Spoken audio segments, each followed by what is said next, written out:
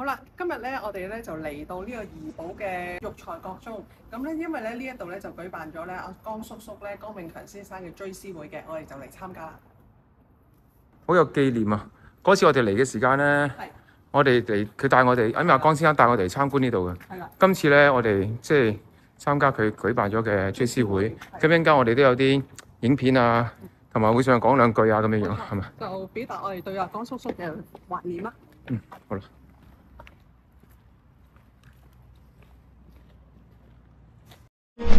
人生總會跌下坡，用溫暖的雙手驅走這風波。人生總要奮鬥，幾番風雨繼續走。若是你要擁有，一切靠雙手。江永強大哥的精神繼續留在我們華教，他是一個很好的例子。我們的吳萬多先生跟一般很多前輩，他們為了霹靂州的華教族中復興運動付出了很多，所以我對他開始不大熟悉了。只是3年前我擔任了這個大會堂的會長，我出席很多活動。也看到江永強先生真的是說大小活動他一定是出席，尤其是關於華教的，那個讓我很敬佩。精神繼續走下去，把華教、華文教育、我們的文化教育繼續傳承下去，那麼也就不會辜負他的一生的努力。更好的一個啟示，我們把江先生的精神的美德傳承下去，那個是我們的責任。感謝拿督關和貴的致辭。霹靂董聯會主席嚴登義先生上台致辭。尊敬的江永強老先生的家屬們，各位華教前輩，各位社團領袖，各位嘉賓朋友們，今天我們懷着無比悲痛又不捨的心情聚集在此，共同追思一位以一生守護華文教育、以行動詮釋責任而擔當的華社典範，長江白咖啡創辦人，也是我們霹靂董聯會的顧問江永強先生。我認識江永強先生也不是很長的時間，就是5年的時間。就當我加入了霹靂董聯會以後，才開始認識他。但是這5年裡面，我真的看到了江永強老先生的對於華社，尤其是對於華教的奉獻，跟他的那種不屈不撓的精神。每一場的籌款活動都少不了他的身影。悲壯充滿血淚的發展歷程中，有許多名字不曾常駐鎂光燈下，卻以默默的付出撐起了華教最堅實的地基。江永強先生正是一位這樣來自基層、扎根草根、始終心繫華教的傑出代表。他並非學者，他也非政要，但是他聲明一個樸素而堅定的道理：若沒有一所所的華校來被堅守，也就沒有了一代代的文化被傳承。從1973年到2023年，整整半個世紀，他的身影從未在華教需要的時候缺席。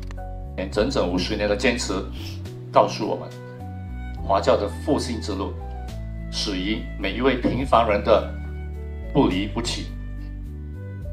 這正是馬來西亞華文教育最真實也最令人動容的力量泉源。江老雖然離我們而去了，但他生動的音容笑貌，在義賣現場揮汗如雨的身影，依然銘刻在我們的心中。現在，讓我們通過一段短片，共同回顧江老平凡而偉大的一生。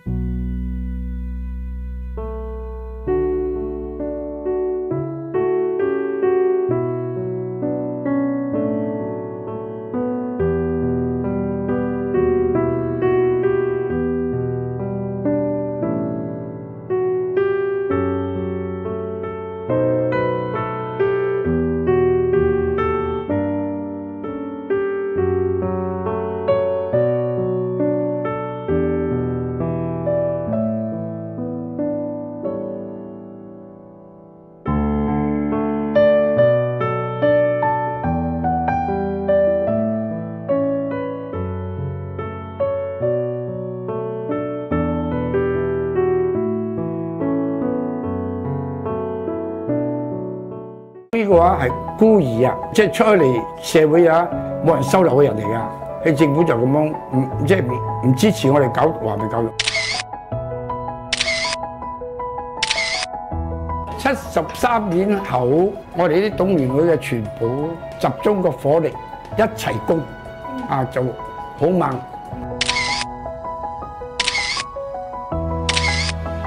因為我哋華人啊，好多係好合作嘅。我哋每一晚啊，落班低、落安順，晚晚都落街。所有外埠啦，江沙啦、太平、安順啊、美羅啊、大巴，全部震動。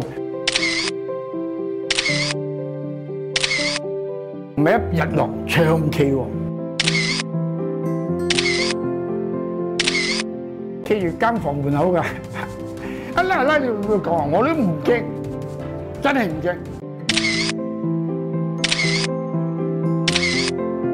佢拉你唔使講時間嘅，夜晚2點嚟拉你曲門，3點就曲嚟。朝早8點到下晝4點，一滴水都冇，冷氣雪咁樣啊，我頂得。你頂唔到嘅，佢凍呢啲入心嘅，點頂？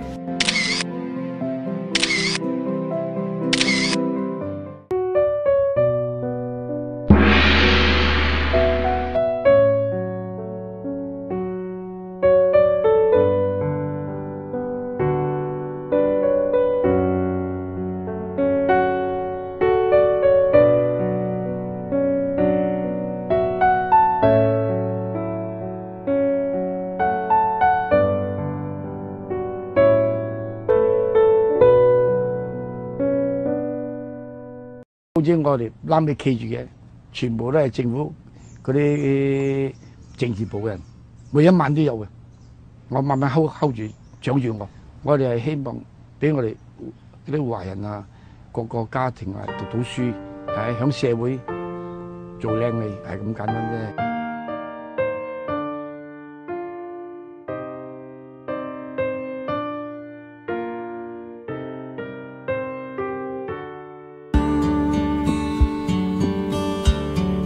嘅長江1號就係阿江生啦，大家有冇聽到？長江白咖啡創始人江先生，我大連啊，響幫12年啦，大連啊，我香港住咗60年。係住觀塘。以前咧，我開百貨公司嘅，我個月翻香港訂貨嘅。喺香港嘅香港人嚟㗎喎你。係啊。唔怪你廣東話咁流利㗎。好嚟呢度啲廣東話上嘅。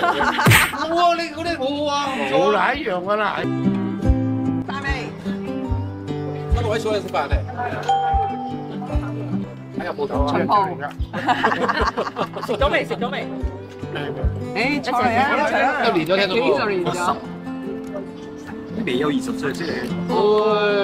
真係好有啦！球健將，喂，咁犀利，點解咁高大？幾十個冠軍啊！我哋幾十個咁樣緊要？咁犀利！好壯大。個仔啊！呢個，呢個就係你個仔嚟㗎啦。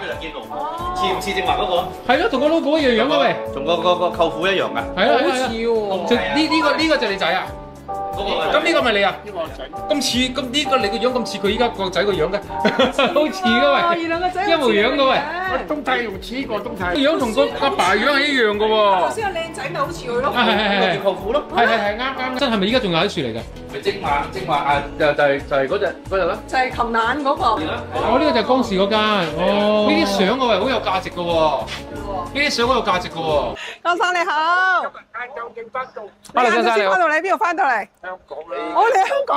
你香港過嚟？你香港做乜嘢啊？係啊。變咗成10日咯。南島跑步啊！哦，你跑步。你好啊！好似啊！哦。你有冇見過？你有冇叫 uncle 啊？喂，係喎，你未見過。Hello，係。Hello。揾啲舊朋友啊，幾十年啦。哦。你有冇睇到我幫你拍嘅片啊？你？你有冇睇到我幫你拍嗰啲片？你有冇睇到？其實拍得靚仔冇？唔係靚仔啦，好多人啦。你可能都做乜嘢？啊？你可能山啦4日。我曾遇到一束光在前方，我乘着風的翅膀去飛翔，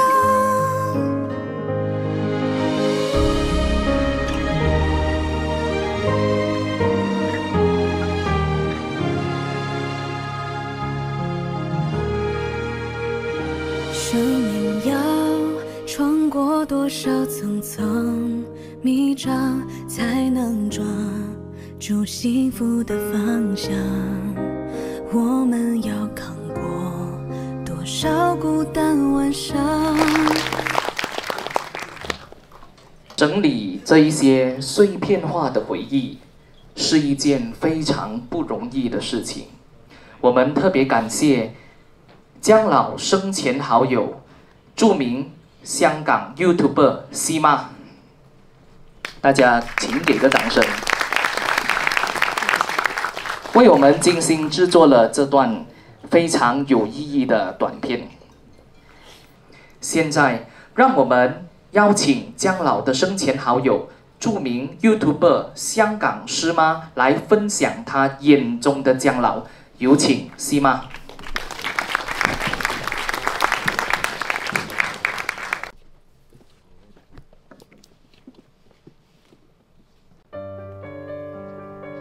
各位長輩、各位好朋友、各位親友，咁大家好。今日咧，我哋懷住一個咧好悲痛嘅心情啦，亦都好沉靜嘅心情，咁咧就嚟懷念一下江老先生，係一位咧對怡保、對呢個華文教育咧都有好深遠影響嘅長輩啦。其實頭先睇到嗰條片，我自己都好眼濕濕，即係覺得好感動嘅。咁咧對於咧好多人嚟講咧，江老先生咧其實係一位好成功嘅企業家啦，係好熱心於咧社會嘅前輩啦。咁咧，但係如果一啲真正認識佢嘅人咧，就會知道，原來佢對華文教育咧係好出心出力嘅。佢係喺華文教育背後咧係默默付出嘅人嚟嘅。江老先生咧，其實咧我哋平時係嗌佢江叔叔啦。咁咧，佢對於咧怡保呢一個地方咧，其實係緊緊相連啦。喺佢眼入邊咧，其實怡保咧唔係單止一個佢自己生活嘅地方啦，其實咧係有一個好有歷史、好有文化、好有情感、好有根嘅地方。如果唔係，佢就唔會話講，只要需要有夢想，俾到一個華人嘅細路仔有一個讀書嘅機會，咁咧就嗰個情感個根就會喺度啦。佢呢個做事作風咧，其實都好不拘小節嘅，好似其實我哋好可惜就係認識阿江老先生唔係一段好長嘅時間，即係幾個月嘅時間，就大家每一次嚟到怡保咧都會揾佢嘅喎，咁佢會帶我哋去介紹俾我哋聽怡保有啲咩好啊？怡保有啲乜嘢地方係你哋值得去拍攝啊？華人文化嘅教育究竟背後有啲咩意義啊？佢仲係攞啲書俾我哋睇啊！哇！你認真去睇下，你就知道我哋華人咧其實點樣對華人文化教育咧個付出有幾多？咁其實我都好慚愧，因為佢成日同我講話其實我讀書唔多㗎，但我覺得應該做嘅嘢就要去做啦。咁我就會覺得我哋香港人由一出世到而家我嗰代都會覺得我哋讀書其實好理所當然就有華人文化嘅教育啦。咁完全係唔知道喎，原來有啲人係要需要咁努力去爭取，咁努力去維持先會有華教呢一樣嘢啊！佢每一次咧去做嘢咧都好認真嘅，江叔叔。咁佢會用時間啦、用良心啦，同用堅持咧去做佢每一樣嘅生意啦。咁但係其實喺事業以外咧，佢對於文化嚟講，能唔能夠文化延續啊？華文嘅教育可唔可以被守護咧？佢係非常之好緊張嘅。佢成日同我講，佢話我哋唔係大富大貴，但係咧每一次佢對於華人嘅文化教育嘅籌款啊，佢都會話我嗰陣時係一針錢一針錢咁樣去籌翻嚟㗎。我當其時要好努力先會有咁嘅成果。咁我會覺得好佩服呢位江叔叔。其實咧，佢咧阿江叔叔咧，佢就知道，佢係深信一樣嘢。佢話咧，只要咧有文字啦，有文化啦，嗰個教育咧唔斷，咁樣咧將來下一代咧就會有方向，而且咧就係有根可尋啦。佢咧係長時間咁樣支持呢個華文嘅學校喎，而且你每一次咧親力親為咧，佢付出咗好多，但係咧就不問收穫。永遠都係嘅話，哎呀唔好講呢啲啦。我哋成日都話，哎呀真係我真係好佩服你，你有咁嘅恆心去做。咁我話真係好佩服你啊，江叔叔。佢話，哎呀唔好講呢啲，我哋呢啲出心出力嘅覺得係應該做嘅就要去做啦。所以我都特登咧就專登帶我兩個仔過嚟，係啦，咁就係了解下，原來怡保呢一笪地方，你對於華文教育係有好多老人家咧，真係好堅持，佢有佢嘅堅持嘅心。喺我哋拍攝怡保嘅過程之中咧，我哋拍攝咗好多馬來西亞華人文化啦，咁佢都俾到好多建議我哋，同埋咧又同我講話呢個好值得拍㗎，呢個好有歷史價值㗎，佢就會咧提到好多嘅建議俾我哋，令到我哋嘅影片咧就會覺得哇！呢度係一個好珍貴、好珍貴嘅記錄嚟啦。呢啲嘅影片咧，唔係一啲形式啦，亦都唔係一啲造作啦。咁好多時咧，我哋話：喂，江叔叔，哇！原來呢一個新發現係令到我哋覺得，哇！原來怡保係一個咁樣嘅地方。佢令到咧我哋外邊嘅人咧都認識怡保呢一個地方。原來唔單止係美食以外，仲有好多咧文化上嗰啲嘢係值得大家去注意嘅。我哋認識嘅江老先生咧，其實係一個好難得嘅緣分啦。咁咧喺我哋有幸啦，就同佢有交談、有相處啊。咁咧喺佢最後嘅人生之中嘅足跡入邊咧，都可以拍攝到佢一啲嘅感受啊。因為我有專登又去訪問下佢，我話你真係好叻嘅老人家嚟嘅喎。咁咧佢咧，但係我就會知道，其實江老先生嘅離開咧，我哋係唔需要係好可惜，因為咧佢成日都話：哎呀唔緊要嘅，只需要咧大家咧知道記得我有咁嘅心。佢對於華教嘅努力，大家係可以下一代繼續去承接，大家繼續去承傳嘅，佢就會好開心噶啦。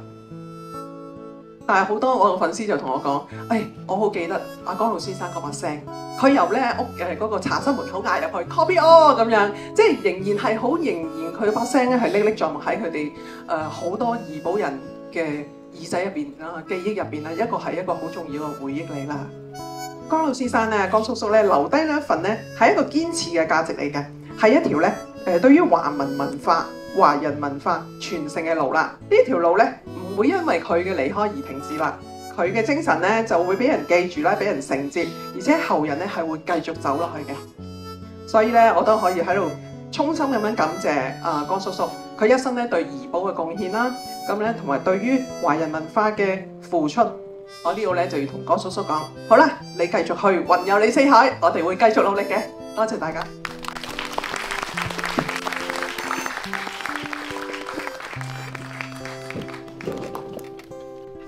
感謝西媽感人的分享，讓我們看到了姜老更生活化、更親切的一面。快啲 like、share 同埋 subscribe 我哋嘅影片啦！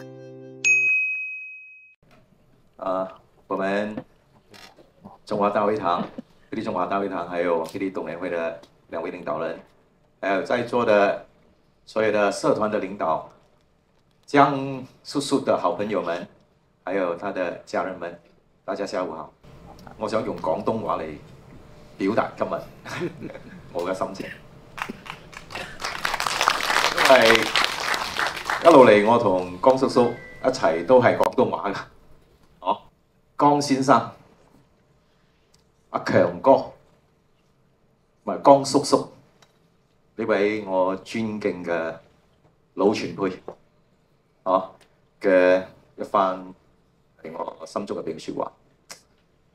我用手機尋日就匆匆忙忙咁樣寫咗呢番話，今日就唔記得帶老花眼鏡。最近點啊？你係唔係而家同？謝謝。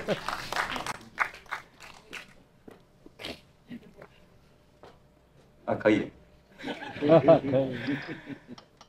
佢應該雲遊四海，跟住而家我相信，我猜想喺呢個時候，佢應該同毛主席嘆緊呢個白果邊。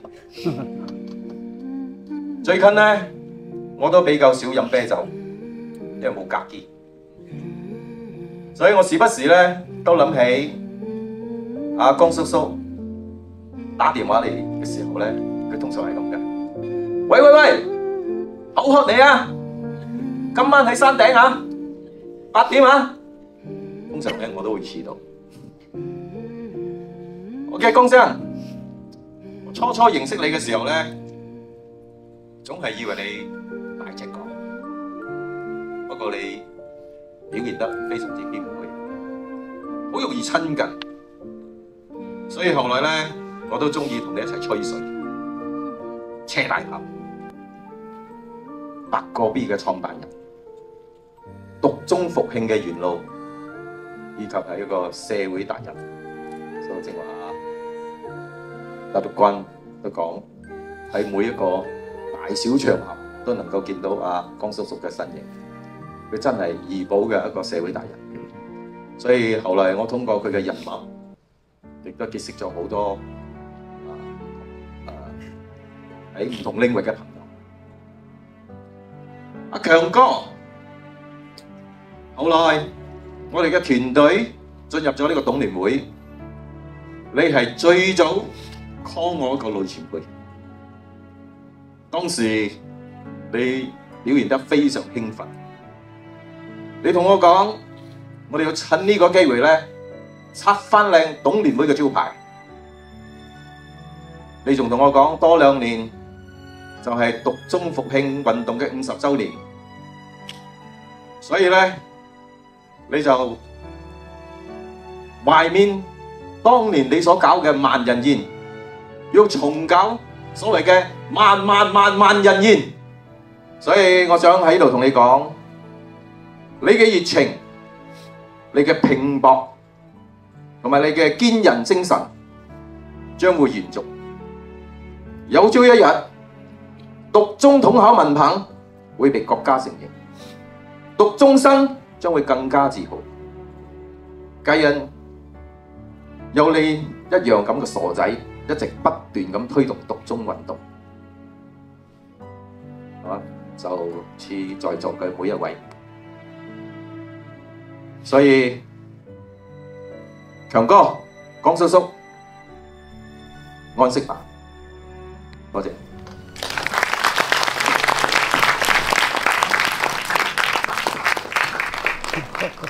謝黃總務的分享。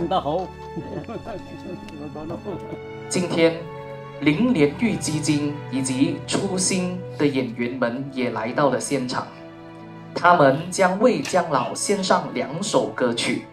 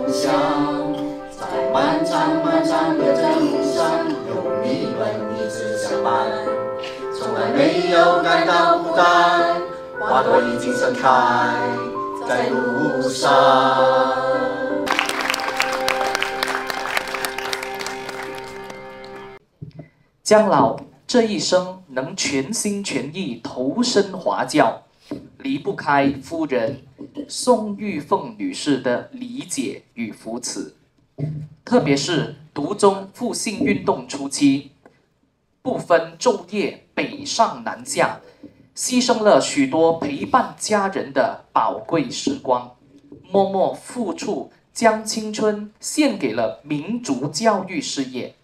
現在我們進行一個簡單的儀式，大會向宋玉鳳女士以及家人送花致謝，表達我們無限的感恩與祝福。有請霹靂中華大會堂會長拿督關和貴以及霹靂董聯會主席嚴登義先生代表送花於宋玉鳳女士。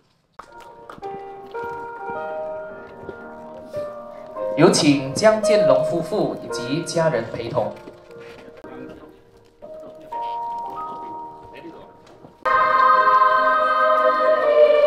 感謝宋玉鳳女士以及家人，請就座。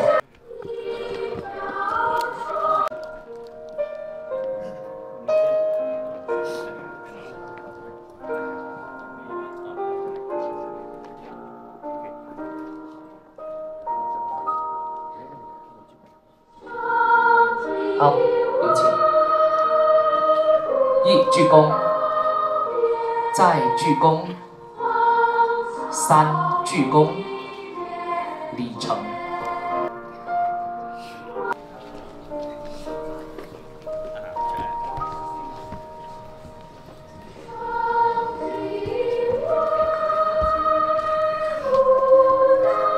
劇演員準備獻花，有請。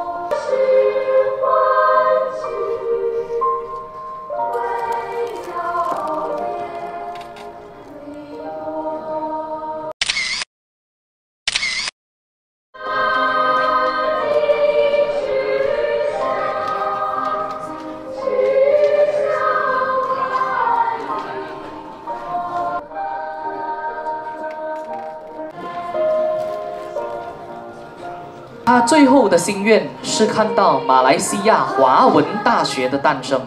雖然他未能親眼目睹，但我們這輩子定會承接他的火把，繼續前行。江永強先生追思禮圓滿結束，感謝各位來賓的出席，大家辛苦了。請家屬先行休息，各位來賓請慢走。同時間，長江白咖啡也準備了這個咖啡車在大門，大家可以到大門去飲用，去享用這一杯長江白咖啡。追思會圓滿結束啊！咁我哋都有幸啊，即係有幸啊，可以參加呢個追思會嘅。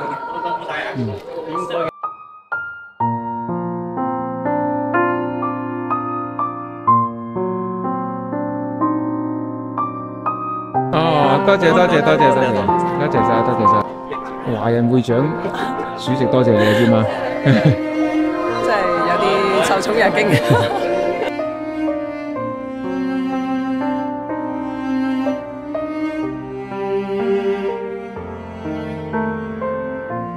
辛苦晒啊，張生，多謝你，你安排得好好啊，多謝你，多謝你先。今晚你講呢條片啊，好感動啊，好感動。最尾嗰個阿江先生跑步啊，嗰種延續嗰種精神。Hello。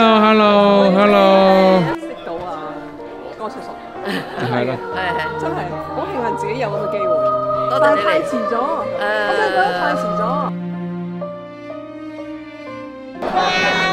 司馬有約。你要攞隨便攞。司馬約。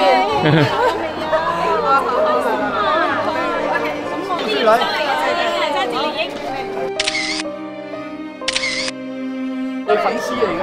哦，咁多粉絲咗。係，自從阿強哥入鏡，我就追住你。